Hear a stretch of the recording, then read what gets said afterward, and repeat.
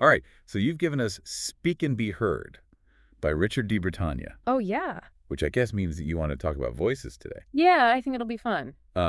So have you read this before? I have, yeah. Okay, cool. This is actually one of the books I recommend to my clients all the time. Oh, wow. Yeah, if they want to improve their voice. That's awesome. DiBritannia has a really interesting approach, you know? He treats the voice like an athlete with their body. Oh, interesting. It's about understanding the mechanics, building strength, and all that. Okay, that's kind of cool. I like that. Yeah, and he really emphasizes technique, Huh. which a lot of people overlook. Yeah, I guess I never really thought of my voice as needing, like, a workout plan. Right. Yeah. I just kind of, open my mouth and the words come out. Well, you'd be surprised how much is actually going on behind the scenes. I bet. One of the biggest things DiBritannia talks about is breathing. And get this, most of us are doing it wrong. Wait, you can breathe wrong. Oh, I thought it was just like inhale, exhale, repeat. It seems that way, right? But he explains that when you do this shallow chest breathing, it limits how powerful your voice can be. He's really big on something called diaphragmatic breathing. Diaphragmatic breathing. Yeah, it's where you engage the muscles in your abdomen and your chest to pull air deeper into your lungs. So it's not just breathing more air, it's breathing it differently. Exactly. I'm starting to see why this is important for speaking. Yeah, and you know what? He has a great analogy for this. Okay, lay it on me. He compares your lungs to a blacksmith's bellows. Okay. And he says that shallow breaths are like weak little pumps producing a small, unsteady flame. Oh, so not so good for a blacksmith. Nope. I get it. But when you do this diaphragmatic breathing, it's like those bellows are going strong, Right. creating a strong, consistent blast of air that fuels the fire of your voice. I love that. That's such a good analogy. Yeah, it paints a really clear picture. Speaking of things that could use a little toning down, I know we've all heard those voices Oh, yeah. that are just a little too powerful in the wrong way. Oh, absolutely. I feel like DiBritannia dives into that a bit, right? He does. He talks about all the common vocal pitfalls. I'm ready. Give me the dirt. And he has the best names for them, like the Eeyore voice, Oh, I know that one. for people who always sound gloomy. Yeah. Then there's the machine gun speaker, for those who never pause for breath. Oh, God, I hate that. And you can't forget the drunk sound-alike. I mean, it's like a whole lineup of vocal villains, It really is. So we've got the problems, but what about the solutions? Don't worry, he's got us covered. Okay, good, because I need him. For each one of those bad habits, DiBritannia gives us a remedy. Tell me everything. For example, the machine gun speaker. Oh, let's talk about that one. I need to hear this. He says the key is pauses. Makes sense. And it's not just about giving your listeners a break. It's about giving yourself time to think and control your pacing. Yeah, because I think when people don't pause, you just start tuning them out after a while. It's true, you just can't process what they're saying. Exactly. And their voice just kind of becomes background noise. He says that pauses are like punctuation marks in a sentence. Oh, that's a good way to think about it. Yeah, they add structure, they add emphasis. And they make it way more interesting to listen to. Absolutely. Okay, so we've got breathing and pacing. Right. But what about, like, the nitty-gritty of how our voices actually sound? That's where the exercises come in. Okay, tell me more. He actually goes into a ton of detail Oh, this is going to be good. about warming up muscles you might not even realize you use when you're speaking. Like what? Like your tongue, your jaw, and even muscles in your neck. Wait, your neck. Yeah, I thought it was just your mouth and vocal cords that were important. it's a full body experience. Wow, I did not realize that. He takes this athletic training approach so seriously. It's a vocal boot camp. Exactly. I'm kind of into this. And just like you stretch before a workout, you need to prepare your vocal muscles for action. He has this one exercise that targets a muscle called your sternocleidomastoid. Right. It's a muscle that runs along the sides of your neck, and it plays a big role in head and neck movement, which, influences your voice. Oh, okay, that actually makes sense. Yeah, so he's got a bunch of exercises for that. All right, sternocleidomastoid workout, officially added to the to-do list. Oh, right. But those are just warm-ups, right? Right. What about improving how we actually form sounds? Well, he breaks down the English language into all of its individual sounds, like F as in fine to TH as in there. So we're basically learning the alphabet all over again? Kinda, but the focus is on really mastering each one. Oh, So he's got practice words, he's got sentences for each sound, it's cool. and then he's also got drills for the tricky sound combinations that trip people up. So he's not messing around with this vocal boot camp. Nope, these are serious drills. But why is all this detailed practice so important? Like, what does it actually do? Think about it like this. You wouldn't expect to play, I don't know, like a concerto on the piano Yeah. without practicing scales first. Right. Same goes for your voice. So I need to practice my vocal scales before I can do a vocal concerto. Exactly. Love it. By isolating and mastering individual sounds, you're building the foundation for clear, articulate speech. Ah, okay, that's a great way to put it. So when you practice these sounds on their own, you're basically training your mouth and tongue to move in the right ways. It's like muscle memory for your mouth. Yes.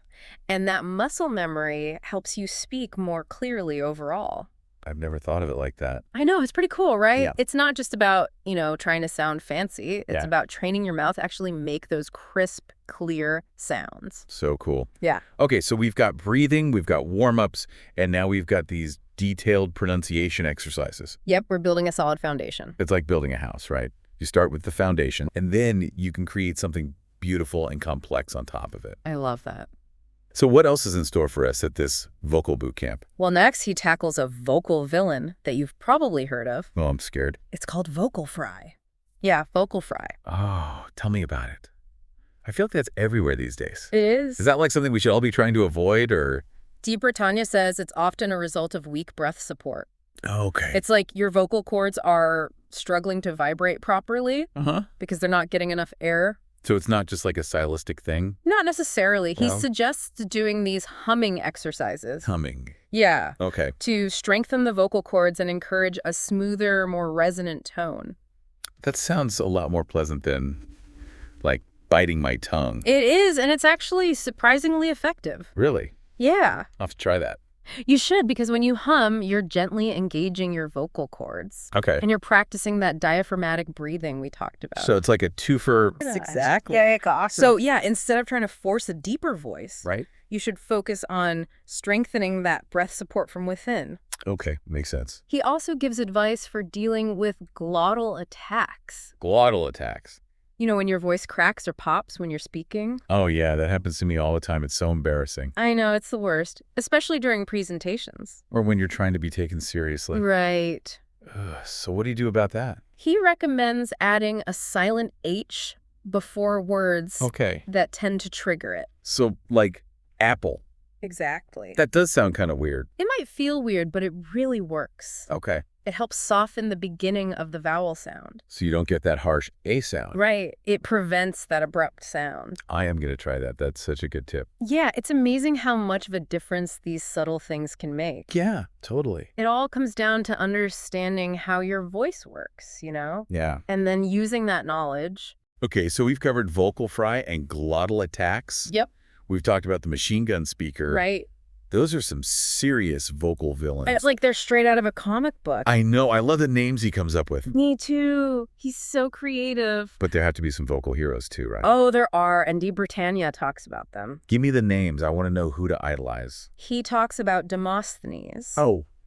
Demosthenes, this ancient Greek orator Okay. who overcame a speech impediment Wow. to become one of the most celebrated speakers of his time. That's inspiring. How'd he do it? He was dedicated, like really dedicated. Okay. He practiced his speeches with pebbles in his mouth.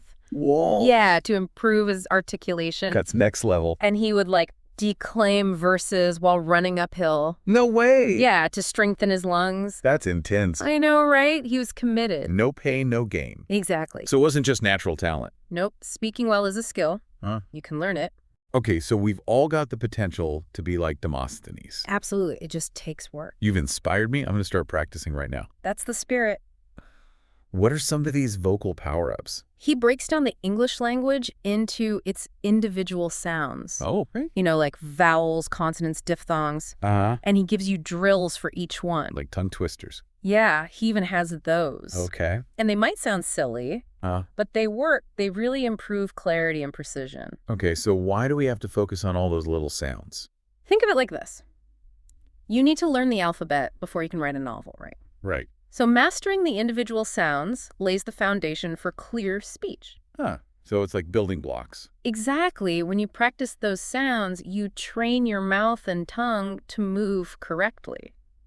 So the muscle memory helps me when I'm actually talking. Exactly. Wow, that's cool. I never thought of it like that. Most people don't. It's not just about sounding fancy. It's about training my mouth to move in a way that actually produces those clear sounds. Yes. And this makes me a better speaker. It does. That's awesome. And he takes it a step further. He also gives you exercises for blending sounds together, Okay. which is important for natural, connected speech.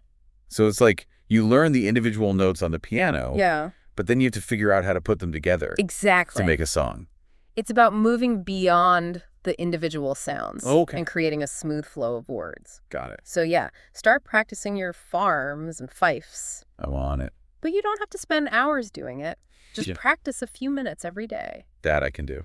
He encourages people to record themselves while they're speaking. Oh, no, I hate listening to recordings of myself. I know, it's cringy. But I bet it's really helpful. It is. It's the best way to figure out your bad habits. It's like saying, too much. Yep, or rushing through certain words. Okay, so I record myself, and then what? And then you identify those areas. And you can use his exercises to fix them. So I'll finally be able to stop saying, all the time. You got it. This is great. He's like a personal speech coach in my pocket. Exactly. It's amazing. Yeah, but be kind to yourself. Okay. Don't try to be perfect right away. That's good advice. It takes time. Yeah, I tend to get impatient. I know, but celebrate the small wins. Okay. And just have fun with it, you know? All right, so we've talked about breathing, warm-ups, and all these exercises. Yep. I'm exhausted. Is there anything else? There's more. He also talks about vocal resonance. Vocal resonance. What's that? It's that richness and fullness in a voice Okay. that makes it sound pleasing. So, like, how do you get that? He explains how to use your body Okay. to create more resonance. It goes back to that diaphragmatic breathing All right. and relaxing your throat and jaw. So the sound can flow freely. Exactly. So we're not just speaking with our mouths. Right. We're using our whole bodies as instruments. Yes, and like any instrument. We have to tune them. Exactly. That's a really cool way to think about it. It is. It makes me think about all the different ways we use our voices, not just for presentations, but for everything. Yeah, like singing Yeah. or expressing our emotions. Exactly. And that's where vocal variety comes in. Right. He talks about that too. Tell me more. It's about using changes in pitch, pace, and volume Okay. to keep people interested. Yeah, because I've definitely been in those lectures where the speaker is monotone, Oh, And- oh, and I just want to fall asleep. it's the worst. So we need vocal variety to stay awake. Exactly. He compares it to seasoning a dish. Okay. You know, you need a little bit of variation to make it taste good. So our voices need seasoning. Yes, they do. I love that. It's like you wouldn't want to eat plain pasta. No, that sounds boring. Right, you need some sauce, some spices. Okay, I'm convinced. How do I season my voice? He gives specific tips, Okay, give me some examples. like raising your pitch at the end of a question, Oh. or slowing down when you want to emphasize something. So it's not just random variation, it's strategic. Exactly. You're using those changes to make your message stronger. And to keep people paying attention. Yes. And sometimes the most powerful thing you can do is be silent. Really? Yeah. Like just pause. Yep. A well-placed pause can be really effective. It's like a dramatic pause in a movie. Exactly. It creates all that suspense. Right. It's about using your voice Okay. and the absence of your voice. To keep your audience engaged. Exactly. Wow, so we've got resonance, Uh-huh. we've got vocal variety, Right. and we've got the power of the pause. And it's all connected. Anything else? Well, he also talks about how we don't always speak the same way in every situation. Yeah, that's true. Like how you talk to your friends Yeah, is different from how you talk in a job interview. that's a good point. I definitely have different voices for different situations. Right. And he talks about how to adapt your voice to different contexts. So like tailoring your approach to your audience. Exactly. So it's kind of like having different outfits for different occasions. That's a great way to put it. You wouldn't wear a ball gown to a barbecue. Exactly. So with all this focus on technique Yeah. and like, changing how we speak for different situations, is there a risk of losing our authenticity? Like, do we end up sounding like robots or something? That's a good question. And DiBertagna actually talks about that. Okay. He's all about embracing your unique voice. Okay. Don't try to sound like someone else. Yeah, because I think ultimately Mm-hmm. it's our individuality that makes us interesting to listen to. Exactly. And when you try to imitate someone else, Right. you actually end up sounding less genuine That makes sense. and less confident. It's like trying to squeeze yourself into someone else's personality. Right. It just doesn't work. So find your own voice and use it. Yeah, he celebrates the diversity of voices. I like that. There's no one right way to speak. Right, it's about expressing yourself. Exactly. But sometimes, I think the most powerful communication isn't even speaking at all. Right. It's about listening. He talks about that too, the art of listening. Oh, tell me more. He says being a good speaker also means being a good listener. Okay, that makes sense. It's about being present, Right. paying attention to what others are saying. And really responding thoughtfully. Exactly. It's about dialogue. Yeah, not a monologue. He gives tips for becoming a more active listener, Ooh, like what? like making eye contact, Okay. asking questions, Right. and really trying to understand the other person's perspective. So recognizing that communication is a two-way street. Yes, it's about creating a space where everyone feels heard. So we've covered breathing, warm-ups, exercises, confidence, authenticity, and even listening. It's a lot, right? It really is. And I'm realizing now how much goes into communication. It's more than just talking. So much more. It's fascinating. Yeah, this deep dive has really changed how I think about my own voice. Me too. It's easy to take it for granted, Yeah. but it's such a powerful tool. It's how we connect with people, Yeah. how we share our ideas. It can inspire change. Exactly. And De Bretañe's book has given us so much to think about. It's like a roadmap for our voices. Okay, so as we wrap up this deep dive, Yeah. here's a final thought. Okay, I'm ready. We've talked a lot about strengthening your own voice, Uh-huh. but how much attention do you pay to the voices of other people? Ooh, that's a good question. It's so easy to get caught up in our own heads Yeah. and our own choices. Right? But it's important to remember that everyone has a story to tell. And every story deserves to be heard. Exactly. So as you work on becoming a better speaker, Uh-huh. don't forget to listen, Listen deeply, engage thoughtfully. and let the power of voices create meaningful connections. I love that's a perfect way to end this deep dive. Thanks. I think so too.